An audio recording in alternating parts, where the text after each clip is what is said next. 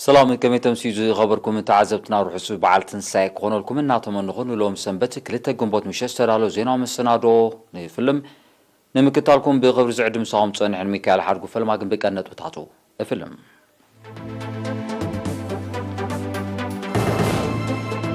عقاب منبر أرثوذكس تواهدو ቤተ ክርስቲያን ኤርትራ ቃለ ቡራኬ ይባው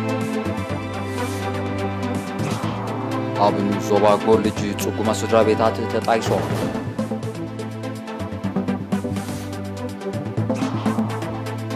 አብ ምምሕዳር ከባቢ ቤት ገብርኤል ህዝቢ ማይን ሐምድና የምዕቃው ፍራታት የሰላስላሉ አብ ዜናታት ወጻኢ አብ ህንዲ ተኸሲት ዘሎ ሓድሽ ማዕበል ለበዳ ኮቪድ-19 ዘውርዶ ሰብአዊ ክሳራታት ምዝያዱ ተገሊጹ ድና ሩሲያን ሀገራት ምዕራብና በቀራና መገዲ ከመርሕ ዘሎ ስጋት ዛይ መንግስቲ ሰሜን ኮሪያ ፕሬዝዳንት ጆ ባይደን ንዝሃቦ መግለጺ ኮን ዝርዝር ዜና አቡን ጴጥሮስ ዓቃብ መንበር ኦርቶዶክስ ተዋህዶ ቤተክርስቲያን ኤርትራ ብምኽንያት በዓል ትንሳኤ ቃለ ቡራኬ ሂቦም አቡን ጴጥሮስ አብ መልእኽቶም ለበዳ ኮሮና ቫይረስ ንምክልኻል ብዝወፀ መምርሒታት መሰረት ንዓመት መምላታ ብልዕል አብያተ እምነት ጸኒዑ ዝጸንሐ ንቡር አገልግሎት ደው ናይ ምባል ውሳነ ተፋኺሱ አቤተ ክርስቲያን አብ ዋዜማ ሆሳና ንኹሉ አማኒ ርሑብ ምዃኑ የውሃኖም ገሊጾም ተገይሩ ዘሎ ፍታሕ ለበዳ ሕማም ኮሮና ጠፊዩ ማለት ከም ዘይኮነ ዝጠቐሱ አቡን ጴጥሮስ እዚ ሕማም እዚ ካብ ገጽ ምድሪ ክሳብ ዝጠፍእ ኣብ ቤተ ክርስቲያን ይኹን ካብ ቤተ ክርስቲያን ወጻኢ ኣብ ዝግበር ምትእኻባት ንገዛ ርእስናን ስድራ ቤትናን ክንብል ኣብ ትግባር ንጸንሐ መምርሒታት ሚኒስትሪ ጥዕናን ቅዱስ ሲኖዶስን ብምኽታል ጥንቃቐ ክቕጽል ተማሕጺኖም አቡን ጴጥሮስ አጽዒቦም ቅዱስ ሲኖዶስ ብዘለዎ ልዑላዊ ስልጣን ሕግን መምርሕን ቤተ ክርስቲያን ብምኽታል ሓምሻይ ፓትርያርክ ቀቢኡ ክሰይም ምድላዋት ይገብር ከም ዘለውን ሓቢሮም ኣብ መወዳእታ ድማ ኣምላኽ ሰላሙ ከብዝሓልናን ሓድነትና ከጽንዓልናን ሰናይ ምኒቶም ድሕሪ ምግላጽ ምእመናን መንፈሳዊ ክብርታት ብምዕቃብ ንዝሓመሙ ብምብጻሕ ንዝዓርቑ ብምልባስ ብሓፈሻ ዘለዎን ዘይብሉ ብምምቓል በዓል ትንሳኤ ብሓባርን ብሓጎስን ከብዕሉ ኣዘኻኺሮም እዚ ከምዚ ኢሉ እንከሎ ብምትሕባር ሚኒስትሪ ዜናን ዝተወርወረ ሓይልን ብምኽንያት በዓል ትንሳኤ ጉጅለ ባህሊ ሓሪና ድሙቕ ባህላዊ መሰናዶ ቀሪቡ ናብ ካል ዜና ምስንሰግርም ቤት ጽሕፈት ዕዮን ማሕበራዊ ድሕነትን ዞባ ጎልጅ ማሕበር ቁጠባዊ ሽግራት ሕብረተሰብ ንምቅላል ኣብ 16 ምምሕዳራት ከባቢ ናይቱን ዞባ ን238 ጽጉማ ስድራ ቤታት ኣጣይሱ እቲ ምጥያስ ን230 ስድራ ቤታት ብካሮሳታት ን8 ስድራ ቤታት ድማ ንነብሲ ወከፈን 10,000 ናቕፋ ዝዋገን ጠለበጊዕ ምዃኑ ዝጠቐሰት ሓላፊት ቤት ጽሕፈት ዕዮን ማሕበራዊ ድሕነትን ዞባ ጎልጅ ወይዘሮ ዳሃብ ዮሴፍ ቀጻሊ ብዝግበር ዘሎ ምጥያሳት ጽጉማ ስድራ ቤታት ሰሪሕን መነባብሮን ዝመርሓሉ ዕድል ይረኽባ ምህላውን ሓቢራ እዚ ከምዚ ኢሉ እንከሎ ቤት ጽሕፈት ሚኒስትሪ ዕዮን ማሕበራዊ ድሕነትን ዞባ ጋሽ ባርካ ዝወደቦ ኣብኑ ዞባ ላዕላይ ጋሽ ኣብ ተኣላልያ ስንኩላን ኣረጋውያንን ዝተፈላለየ ጸገም ዘለዎም ዜጋታትን ዘተኮረ ኣስተምህሮ ተዋሂቡ ዕላማት መደብ ክሳብ ምምሕዳራት ከባብን ዓድታትን ዝወርድ ኣወዳድባ ሽማግለ ኮማዊ ሰረት ተሃድሶን ልምዓትን ብምቋም ስንኩላን ኣረጋውያንን ካልእ ጸገማት ዘለዎም ዜጋታትን ኣብ ከባቢኦም ናይ ስራሕ ዕድል ዝረኽብሉ ዝጥወሩሉን ዝሕገዙሉን ባይታ ንምፍጣር እዩ ኣብ ጨንፈር ሚኒስትሪ ዕዮን ማሕበራዊ ድሕነትን ዞባ ጋሽ ባርካ ሓላፊ ኣሃዱ ማሕበራዊ ድሕነት ኣቶ ተስፋ ገብርኤል ገብረስላሴ በወገኑ ኣመሓደርቲ ከባቢ ኣብ ከባቢኦም ዝነብሩ ስንኩላን ኣረጋውያንን ዝተፈላለየ ማሕበራዊ ጸገም ዘለዎም ዜጋታት ኣለልዮም ዝሕገዙሉ ባይታ ምፍጣርን ዝምልከቶ ሓበሬታ ኣብ ምትሕላፍን ክነጥፉ ብምዝኻር ኩሎም ዝግበሩ ሓገዛት መሰረታዊ ፍታሕ ብዘምፅን ናይ ስራሕ ልምዲ ብዘጥርና ኣገባብ ክትግበሩ ኣዘኻኺሩ ኣመሓዳርኑ ዞባ ላዕላይ ጋሽ ኣቶ ግደ ስቴፋኖስ ድማ ስንኩላን ኣረጋውያንን ጽጉማትን ንምሕጋዝ ዝተወሰኑ ኣካላት መንግስቲ ጥራይ ዝግደፍ ዕማም ስለ ዘይኮነ ሕብረተሰብ ዓቕሙ ዘፍቅዶ ኣበርክቶ ክገብር ብምጽዋዕ ምምሕዳርኑ ዞባ ዝሕገዝሉ ባይታ ኣብ ምፍጣር ከም ዝሰርሕ ኣረጋጊጹ ኣብ ከተማ ደቀ መሓር ስራሕተኛታት ዝተፈላለያ ትካላት ብምኽንያት ሓደ ግንቦት መዓልቲ ስራሕተኛታት ማዕተታዊ ንጥፈታት ኣካይዶም ኣብቲ ኣብ ፓርክ ሰማዕታት ዝተኻየደ ናይ ምኹስኳስን ማይ ምስታይን ንጥፈታት سرحتنياتات ممحدار كتما قيح بحري حفشاوي طحنا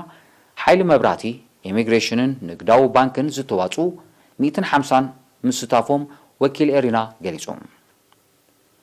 تساتفتن ايتو مدب ابزها بوريتو اب بارك سماتات زغبر ماتوتاوي نتفتات حلنا وعرفتي زب مخانو بمغلاص حدا غنبوت مع السرحتنياتات مسل سرحتنياتات نمرغاص نزتقايد قالسي اتزخاخر بمخانا اقداسنتا دمو مخانو قليسهم ابنو زوبا عدو خلا ممحدار كبابي بيت جبريل حزبي توديبو ماين حمدن ناي معقاب ناي حمد صرغا مصغان زتقال وفراتات يسلاسل كمزلو وكيل إرينا كابت وتا حبيروم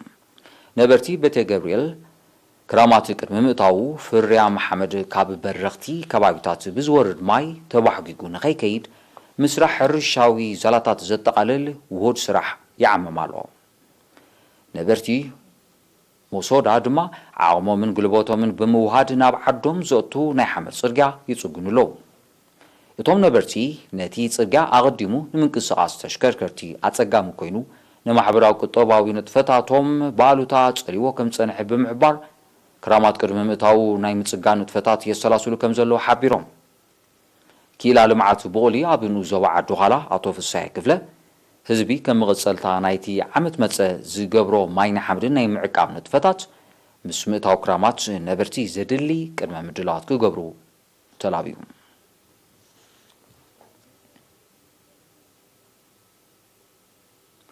كيبرات عزبتي دعز عصار مسغاغري ناغراو زياتات حيزكم لسوكمين مكتالكم كتقصل دقيمه بغبر عدم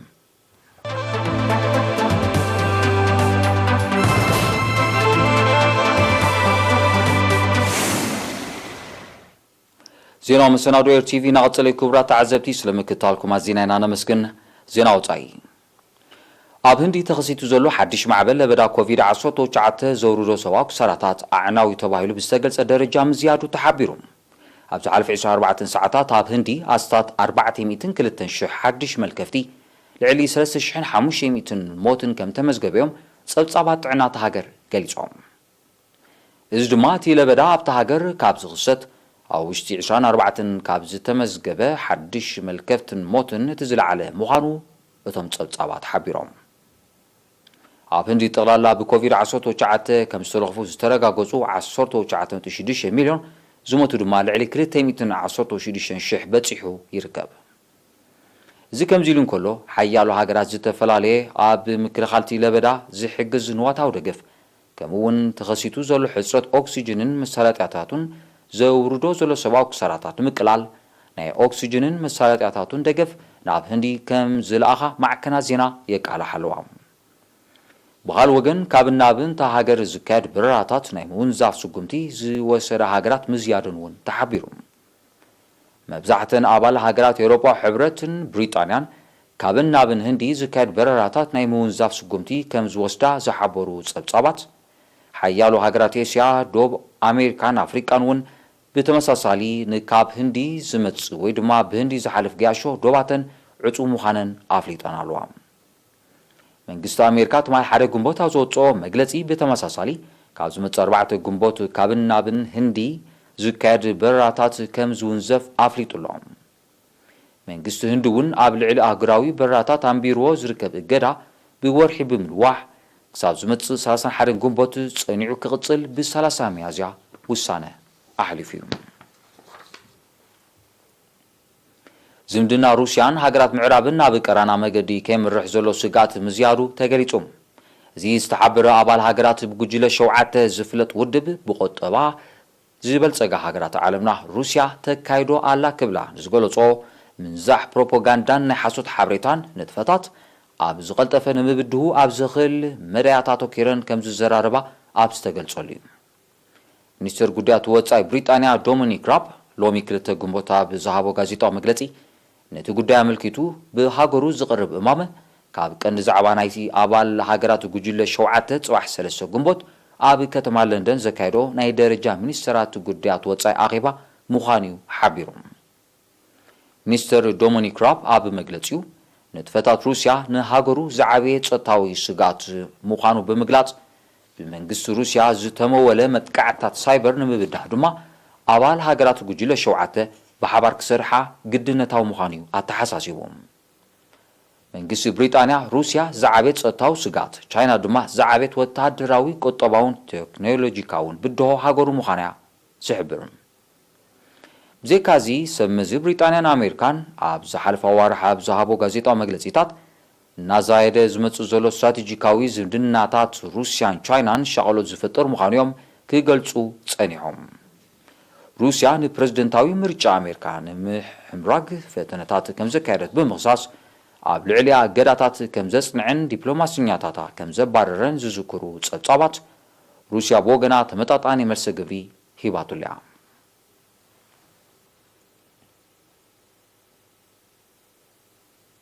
መንግስቲ ሰሜን ኮርያ ፕሬዝደንት ኣሜሪካ ጆ ባይደን ኣባላት ምምሕዳሩን ኣብ ዝሓለፈ መዓልታት ዝሃቦ መግለጺ መንግስቲ ኣሜሪካ አንጻር ሰሜን ኮርያ ተጻባይ ዝኾነ ፖሊሲ ከም ዝኽተል ከም ዘነጽር ብምግላጽ ኮኒንዎም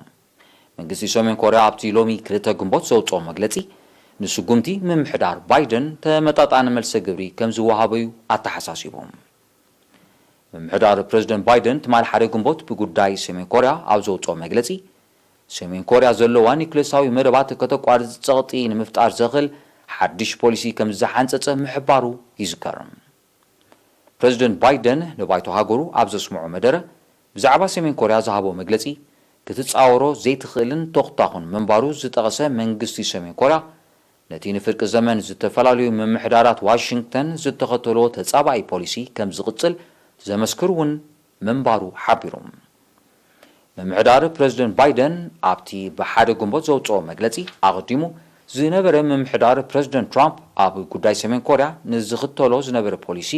ንወርሒ መመላእታ ድሕሪ ምግምጋም ነዚ ሓድሽ ፖሊሲ ከም ዝሓንጸጸዩ ኣፍሊጦም ኣንጸባራቒ ስምዕ ንምብጻሕ ይኹን ሰሜን ኮርያ ንዘለዋ ኒውክሌሳዊ መደባት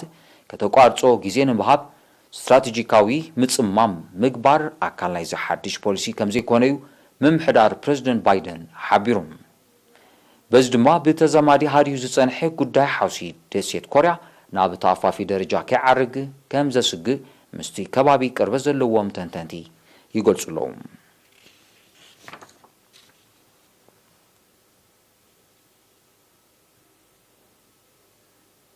ናይ መወዳእታ ዜና መንግስቲ ዲሞክራሲያዊ ሪፓብሊክ ኮንጎ ኣደዳ ተኸታታሊ ግጭትን መጥቃዕታትን ኮይነን ከም ዝርከባ ኣብ ዝገለጸን ዞባታት ኢቱሪን ሰሜን ኪቡን ህፁፅ ኣዋጅ ክርደና ኣዊጆም ፕሬዝደንት ፌሊክስ ቴሺስኬዲ ትማሊ 1 ግንቦት ኣብ ዘውፅኦ መግለጺ ኣብተን ኣብ ምብራቓዊ ሸነኽ ዲሞክራሲያዊ ሪፓብሊክ ኮንጎ ዝርከባ ዞባታት ዘሎ ጸጥታዊ ውድቀት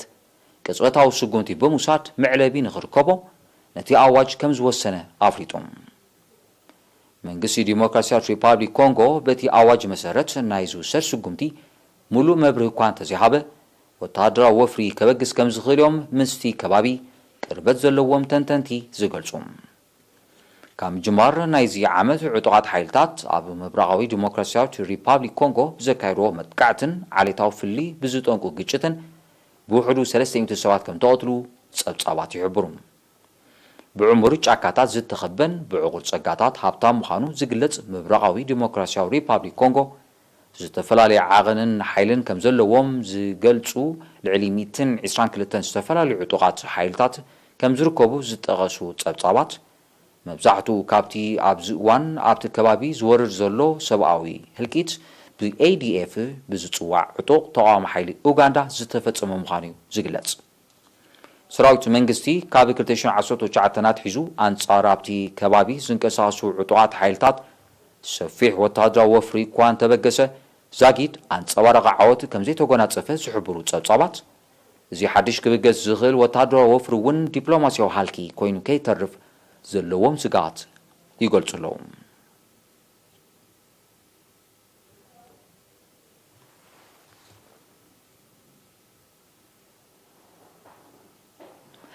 ክቡራት ተዓዘብቲ ንሎም ሸስተዳሎ ዜናዊ መሰናዶ ኣብዚ ፍጽም ስዒቡ ዘቕርብ መደብ ኣብ ምርምርን ስነዳን ዘተኮረ ይኸውን ብወገነይ ግን ክሰናበተኩም ርሑስ ኣውደ ዓመት ሰላም